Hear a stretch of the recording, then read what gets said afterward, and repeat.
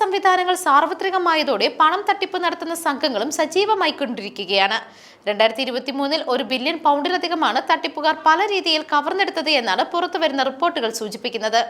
2022 അപേക്ഷിച്ച് കവർന്നെടുത്ത പണത്തിന്റെ മൂല്യത്തിൽ 104% വർധനവ് ഉണ്ടായതായിട്ടാണ് കണക്കുകൾ കാണിക്കുന്നത്.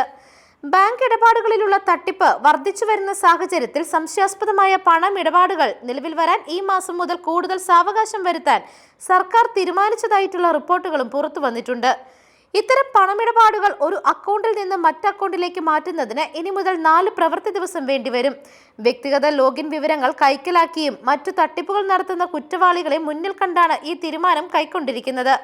തട്ടിപ്പ് അന്വേഷിക്കാൻ കൂടുതൽ സമയം നൽകുന്നതിന് 4 ദിവസം വരെ പേയ്മെന്റുകൾ താൽക്കാലികമായി നിർത്താൻ ബാങ്കുകൾക്ക് അധികാരമുണ്ട് എന്നാണ് സർക്കാർ അറിയിച്ചിരിക്കുന്നത്. പുതിയ നിയന്ത്രണങ്ങൾ ഒക്ടോബർ അവസാനത്തോടെ നിലവിൽ വരുമെന്നാണ് അറിയുവാൻ സാധിച്ചത്. നിലവിൽ അടുത്ത പ്രവൃത്തി ദിവസത്തിന്റെ അവസാനത്തോടെ കൈമാറ്റങ്ങൾ പ്രോസസ് ചെയ്യുകയോ നിരസിക്കുകയോ ചെയ്യണമെന്നാണ് പുതിയ നിയമം. പുതിയ നിയമം അനുസരിച്ച് 3 ദിവസം കൂടി സമയം ബാങ്കിന് അനുവദിക്കുന്നതാണ്. എന്നാൽ ഇത് എത്രമാത്രം പ്രായോഗികമാകുമെന്ന കാര്യത്തിൽ സംശയവും ഉയർന്നു വന്നിട്ടുണ്ട്.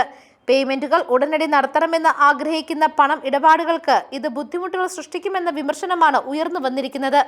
വീട് വാങ്ങുന്നവർക്കും വലിയ തുക വേഗത്തിൽ കൈമാറേണ്ടവർക്കും 4 ദിവസത്തെ കാലയളവ് ബുദ്ധിമുട്ട് സൃഷ്ടിക്കുമെന്ന് സൊസൈറ്റി ഓഫ് ലൈസൻസ്ഡ് കൺവെൻസേഴ്സ് പറഞ്ഞു.